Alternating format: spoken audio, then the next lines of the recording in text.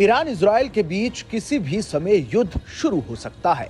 Syria में ईरानी दूतावास पर इजराइल के हमले के बाद दोनों देशों में तनाव चरम पर है। यह हमला ईरान के सुप्रीम लीडर अली खमेनी की नजरों में खटक रहा है, जिसके चलते उन्होंने इस हमले का बदला लेने की कसम भी खा ली है। लेकिन ईरान के हमले की धमकी के बीच अब अमेरिका के राष्ट्रपति जो बाइडेन ने बड़ा बयान दे दिया है। दोनों देशों में युद्ध की स्थिति के बीच अब बाइडेन ने इजराइल की रक्षा का वादा किया है। अमेरिकी राष्ट्रपति ने कहा कि अगर ईरान हमला करता है तो अमेरिका इजराइल की सुरक्षा के लिए सब कुछ करेगा। अमेरिकी राष्ट्रपति ने कहा कि हम इजराइल के लिए कवच बनेंगे।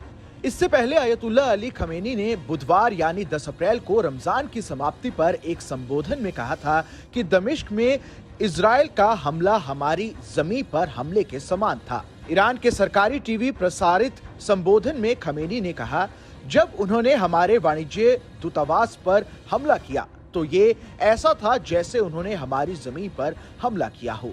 जिन शैतानी ताकतों ने यह हमला किया है उन्हें सजा मिलनी चाहिए और जरूर मिलेगी। हालांकि उन्होंने ये नहीं बताया कि ईरान किस तरह से जवाब देगा। लेकिन अब बाइडेन के बयान के बाद ईरान में भी खलबली मच गई है। अगर जंग में अमेरिका उतरता है तो ईरान की मदद के लिए रूस भी सामने आ सकता है।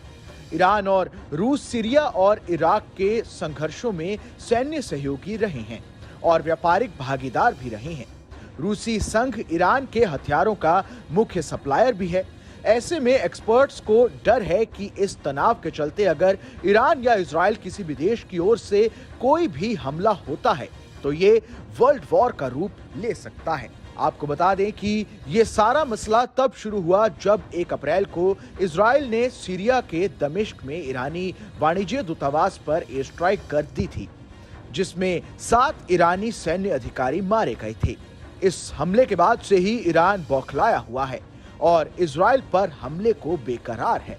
वैसे तो पहले भी कई बार इजराइल ने सीरिया में हिजबुल्लाह और ईरानी ठिकानों पर मिसाइल दागे हैं, लेकिन सोमवार का हमला ईरान की आंखों में खटक रहा है, क्योंकि इजराइल ने उसकी कमर्शियल एम्बेसी पर हमला बोलकर सीधे तौर पर ईरान की संप्रभुता को चुनौती दी है और इस्लामिक रेवोल्यूशनरी गार्ड्स कॉर्प्स के वरिष्ठ अधिकारियों को मार डाला है। इस खबर में बस इतना ही। ये खबर आपको कैसी लगी हमें कमेंट कर जरूर बताएं। देश दुनिया की तमाम बड़ी खबरों के लिए देखते रहें न्यूज़ नेशन का डिजिटल प्लेटफॉर्म।